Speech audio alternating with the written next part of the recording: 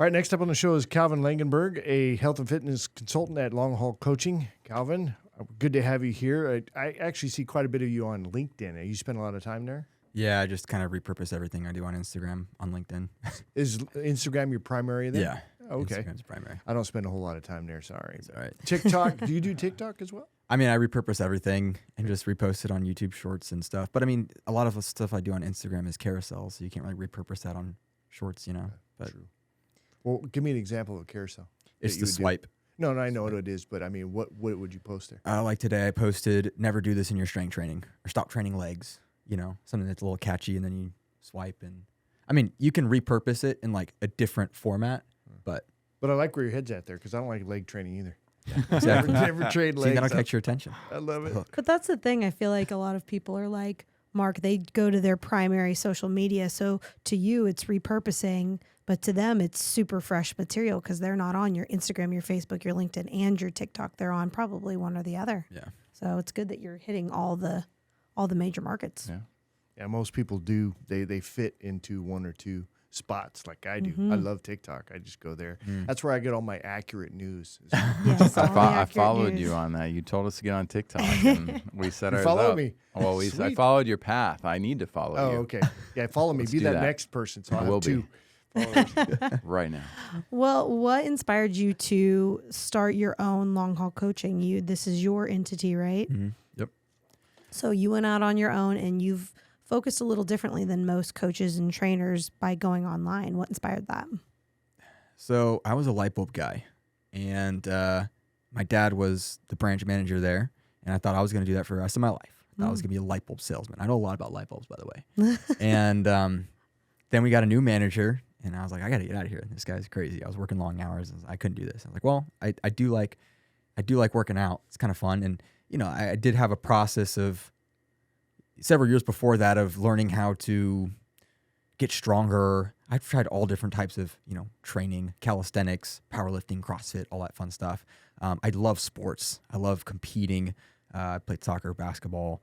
I mean, pretty much any sport. I love it. And so I kind of realized, like, after you know, running for a while and getting in shape, like how that really does change your mind. Like it changes your life legitimately. And, you know, I didn't really know why that was starting off, but then the more you learn about it, one of the things that I always tell people is that your emotions have a chemical makeup. And so when you start to do these things, when you start to change your biology, that actually legitimately changes your actions, your outcomes. And so I just saw an incredible benefit from that. And, you know, as a Jesus follower, it's very difficult to not share that with other people. You know, it's like you just taste a really good ice cream. You're like, I got to share this with everybody. So that was kind of like the main motivation of becoming a trainer. So I did personal training for a little bit, and I started LA Fitness. You know, that's just what you got to do, commercial gym. The hiring process was wild. You just walk in there, you're like, hi, I'm here. They're like, you're hired. Like, okay, cool. We have somebody who can fog a mirror. Let's get him. So, I mean, there was no structure there, and the structure that they had was all about making money off people. And so they made money off, you know, the clients, and they made money off the trainers. And the main way that they did that is they had 30-minute sessions. Actually, they were 25-minute sessions. And so people would come and they would show up, you know, 5-10 minutes late, and then we would have 15 minutes or something, and we'd be like, okay, what do we do? And so what I started doing is, you know, there were some people that were just kind of there just for fun and do a workout, like, all right, just do whatever. But I started doing, I was like, okay, well, this 15 minutes isn't going to do anything for you. Like, how do I actually help you? So I started, you know, writing out workouts for people, and, you know, it's being like, okay, and then we would use the 30 minutes as kind of like a check-in, kind of like a debrief of how the rest of the week is gone, you know, checking in on their sleep and nutrition and stuff. That saw incredible results. So from the get-go, the focus was on what happened outside of the session. And I mean, there were still some people that would come in, and, you know, I still needed to, you know, get my feet wet with just communicating exercise to people, because I had done this for a while, but then there's the reality that you actually have to figure out how to communicate that information to other people. And then I kind of got to a point where, you know, LA Fitness, again, they're just all about making money off people. I was training, you know, sometimes 20 people a day. So I was like, all right, this is not sustainable. And they were paying me $6 a client. So it was $12 an hour, and those are only the hours you worked. It was crazy. But again, you got to get your feet wet. I saw it as kind of like an internship. So then I kind of went on my own, and throughout this kind of whole process, I mean, this is going to be like a hit out of left field, but I wanted to dunk a basketball. So that was like one of my biggest goals. I going from like this short, fat kid, that would be crazy. Like, just think about that. Like, even my own mindset of being like, oh yeah, like, I mean, I've never really jumped. I've never really even tried that, and being like, man, like at 5'8", you know, with the complexion of a polar bear, like that would be like the coolest thing. Like, that would prove to so many people. I felt like that would give not just like myself credibility, but that would give credibility to the reality that consistency over a long period of time yields true lasting results. So I was like, if I can do this, like that would just be such a confidence booster just for other people and for myself. So I was like, all right, let's see if I can dunk a basketball. So throughout this process of, I finally did dunk a basketball. It was pretty cool. It was off the lob. But throughout this process, my knees just like, they got wrecked. My ankles got wrecked. I had like horrible patella and ankle tendonitis. And so, you start searching all over the place for different, means and rehab protocols and everything. Well, TikTok, that's where you learn everything. Exactly. That and YouTube, right? Well, then you start applying everything that you've learned from these certifications or just even the general information out there. And you're like, this isn't working. I don't like this. It's not, I mean, you try this stuff and I'm very results driven. So I was like, okay, well, I tried this for a couple of weeks. It's not working. Like, my knees still hurt. And so there was a point where I was like, well, I'm not just going to give up. Like, I'm not just be like, all right, I dunked a basketball. That was cool. I was like, I want this to be like a thing where, you know, it's not just about dunking a basketball. It's about improving my performance, you know? And so throughout this time, I was also training, general population. That's what they call them in the training world. So just like normal everyday people, Sounds not like necessarily prison. athletes. Yeah. Yeah. Gen Pop. Slightly overweight, middle-aged man like myself. Exactly. So with you, Marc. I came across Ben Patrick, who is known as Knees Over Toes guy.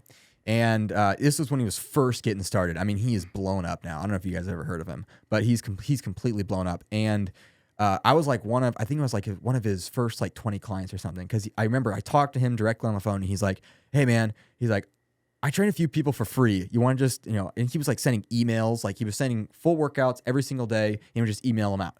And so he's like, yeah, just, tag me whenever you can, whatever. And he's just like, I just need to kind of get this stuff out there. So I started doing it. My knees felt incredible. My ankles felt incredible. And I was like, oh, wow, this is crazy. And I think what's really cool is that when I came to this stuff with a little bit of the background that I had with like biomechanics and understanding of this stuff first, it made sense why it worked.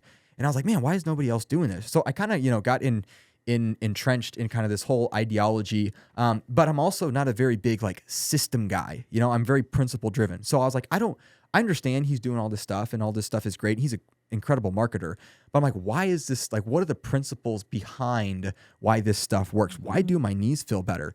And then, he kind of partnered with a couple other people and he branched off into some other areas and avenues. And then I came across this one guy named Lucas Aaron. So his whole mantra is range of strength. So this idea that he was the first guy that I've ever seen that when you think of flexibility and males, you think, oh, these kind of like scrawny guys that are kind of doing like this meditation, yoga stuff. It's like, do you want to be strong and jacked or do you want to be flexible? You got to choose one, And then I saw him and he's like doing the splits and his like quads are bigger than my face. I'm like, what in the world? Like, what is this? And so, then I kind of, started mentoring under him and started to understand like these concepts and these principles of the combination of strength and flexibility, like how those two are intertwined. And it just opens your mind to a whole new world. Like you have no idea what you just don't know what you don't know. And so I started kind of, practicing those things. And then this is the biggest thing is learning how to regress. So I'm training Gen Pop and, these guys are kind of like teaching athletes, some of these concepts. Like Ben Patrick is really big on basketball players, So I'm like, okay, well, Mary Lou, she's not a basketball player, right? But her, her knees and her range of motion aren't that great. So the biggest thing about, Ben Patrick, all these guys, Lucas Aaron, is, all right, how do I regress this to any level? How can I use the right movements and the right progressive overload so that I can have an athlete doing this with 225 on their back, but I can also regress it to a point where your grandma can do it, just with her body weight, the same exercise, same movement, but it's just regressed to a point that someone else can do it. It's all the same principles, all the same ideology, but it's just you can use it for whatever purpose you need. And so, just learning about that stuff. And so I started applying that to my clients and just started seeing great results with them. And so that was really cool. And then the transition to online, the biggest change was Charles Poliquin. He's kind of the founding father of this whole knees over toes movement, range of strength. And one of the things, he's the greatest strength coach of all time. I don't know if you've ever heard of him, but I mean, he's trained over, I think it's 200 Olympic gold medalist. Or no, sorry, I think it's 26 Olympic gold medalist, 200 Olympic medalist. But it's across like a variety of different sports. So he's just known as like the greatest strength coach of all time. And one of his main things is he said he went over to Russia and he was trying to figure out why their Russian Olympic lifting team was doing so much better and just completely dominating, the U.S. team. And he said the one thing that was different was their athlete selection. So they just chose better athletes. They just chose people that were predispositioned for, their body mechanics were a lot easier and better. So anyways, that kind of transitioned in the way that I thought about my training. So I was like, okay, if I have to choose, if I want a successful business and I have to choose between someone who is not committed, someone who is not motivated, someone who needs accountability versus someone who's already disciplined, already understands the value of having a mentor, someone who already understands the value of working out, this almost feels like it's a no-brainer switch. So the online coaching aspect is for people who, don't necessarily need accountability. I remember when I had one of my clients, when I was on a sales call with him, I mentioned accountability. He just kind of laughed. He's like, "Of course, I'm going to do what you tell me to do. Like, I'm paying all this money. This is just what I do, And it's just like, oh yeah. So, I transitioning from working with, people at LA Fitness who are just kind of like, most people who are at LA Fitness, they don't really know what they're doing. They don't even care, So going Most from that, people who have a membership don't go. Exactly. They count on that. Yeah. So those are the people that you're kind of dealing with. And so it was this transition of being like, okay, how do I attract the people that are going to do the work? How do I attract the people that are going to already be disciplined, already be motivated? And I think the online coaching format is the best way to do that, because it's like, look, if you want me to count your reps and if you want me just to show you how to do an exercise, there's no value there. There's not a lot of value there. Anybody can do that. But if you want to learn everything I've learned about how to train your body out of pain and how to create a sustainable means of working out and living life healthier, yeah, that's like let's do that. It's just information implementation. So I think that the online coaching model is just better geared towards the people I want to serve. So we're running up I on feel time. like there was a book in there. Yeah, sorry. I feel like there were 3 book titles at great. least in that journey from fat kid to where Slam you are dunking. now. I want to dunk the ball would be a cool title that I would probably pull off the shelf if I was looking to figure out how to wind all that experience, the winding through all the different thoughts and people and learning. I mean, that's valuable information. Right That's there. how you find your identity. You go on a long journey. I didn't expect a mic drop at the end, but you did it. Yeah. I was like, These are after all harder the drop. value, you still hit it. Yeah, Jackson, if folks want to get in touch with you, how do they do that? Instagram's course. great. Long haul coaching. That's Yep. easy. Longhaulcoaching.com or what? Just at long haul coaching. Just go on Instagram, type in long haul coaching. All right, cool. Well, thanks, man. Great job.